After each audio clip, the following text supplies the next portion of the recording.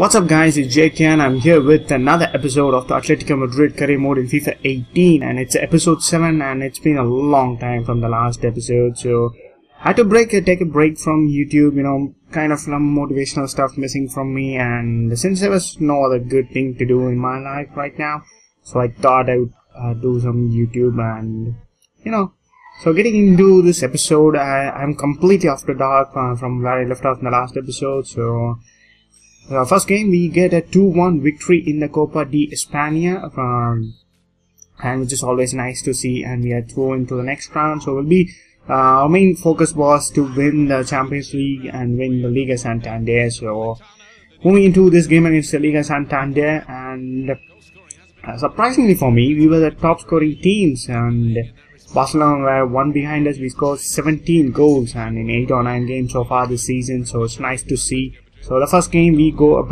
against Villarreal, and Villarreal got a very good team too. They got some really good attackers and they got some solid midfield and defenders, and it's one of the good teams in La Liga. So we'll be looking to keep them out of this game as much as we can. So looking at lineup, we are going with the strong lineup, and I don't want to take any chances, and we need to get some wins and score some goals, and we did really start this game at attacking. The AI in this game try to let you control the position, let you have the chances in the first half, and they do put a lot of pressure in the second half, trying to get an equalizer or cause an upset maybe. So that's what the trend continued in this game as well. But this time we do get a nice goal from Diego Godin. Flying header, not from the greatest of heights, but Godin did manage it to get it on target and beat the goalkeeper in the end in the process. And the goalkeeper should have been saving those, it was really straight in the middle of the goalkeeper's path, but we got the goal, and I do not care about that. So not really trying to get the goals in the first half, man, and we do get the second goal from Koke. Koke has been having a greater impact for me in the last couple of games. He started getting more goals and more assists as well. Koke gets into the kind of he makes some good runs in and outside the box, so that's very encouraging to see from your box-to-box midfielder. And in the second half, they did concede. We did concede a goal, and initially I thought it was offside, but Bakambu, he's got some good pace, he clearly exploited the pace of lack of pace of Godin and Jimenez. This is the one thing that lets me down massively. If an opponent of our team has a good striker, and I get really exploited for the lack of pace on my centre back. So that's the area we need to be looking at to strengthen in January. So that's the end of this game, guys. 2-1 victory. I'll take the win, not the cleanest of wins, but we did perform good in a good performance in the first half, and I'll take that all day long. So once again, we get offer for Luciano Vieto, and once again, as I said earlier in the previous episodes, I do not want Luciano Vieto. We got 3 strikers, and we probably need a right midfielder, so we could use like 30 to 35 million we could get for Vieto if Arsenal managed to match that offer. So I'm looking to sell him around 35 million pounds. So get money and we can invest in a right midfielder come January. So that's what my motive is for this career mode right now. So moving into this game against Champions League, it's against Roma. It's an away game, and if you remember the first couple of episodes, I believe we played Roma in the home leg and we did beat them comfortably. 3-0 victory it was, I think. And we are yet to be beaten in the Champions League group stage game. So, but it was not the theme of this game, Roma at away, at our home was completely different from this Roma at their home. They had a lot of great atmosphere in this game, and I just could not match the tempo that Roma decided to put in this game. And I did get a couple of chances, in the first half and the second half, but I just cannot convert the chances I had. And Roma were really they worked as a unit perfectly in this game, and they were getting goals left, right, and center from me, and I just could not, not do anything about that. And this game was not at all in my control. And for your information as well, I did play on a slightly weaker team. I did put Moya in goal, and I bought Savage, Thomas, like kind of I used to do in the Champions League group stage games.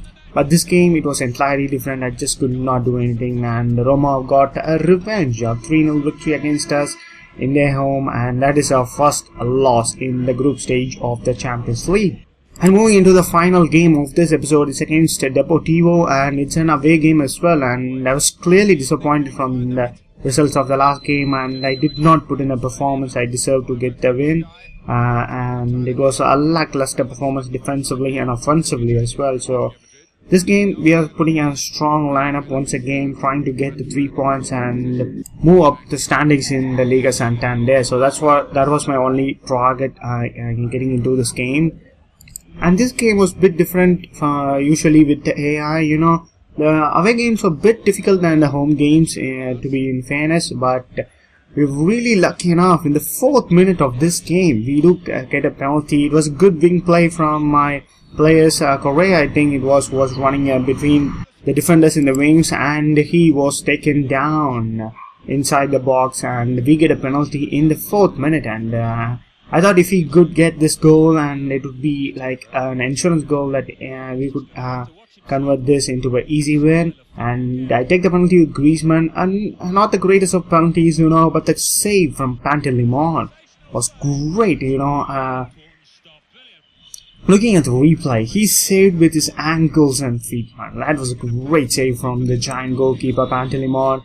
And it did continue, the trend did continue in throughout this game, you know. We were really comfortable defensively. They had an odd attack here and there, but my defense was good enough to like sort the danger out. But Pantelimon was the hero of the day for Deportivo. Like if it were not for him, we would have been scoring like 3 or 4 goals.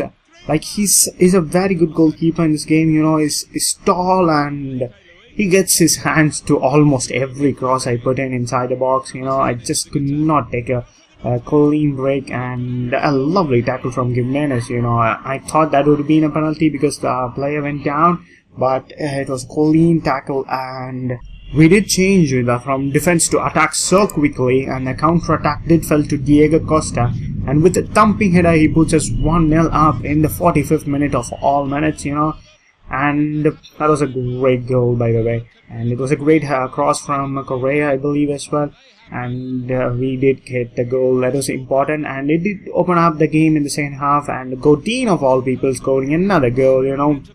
I've been criticizing Godin for the last couple of games. He has been letting down 1 or 2 mistakes for me defensively. And as far as he's scoring goals like this game after game, I have no complaints for Godin, and that's a fantastic header once again. The keeper had touched it but could not save it. So that wraps up the game, guys. 1 goal from Diego Costa and 1 goal from Diego Godin brings us a 3 points, and that is going to be the end of this episode, guys. If you like it, drop a like and subscribe for more content, and till then, I'm out.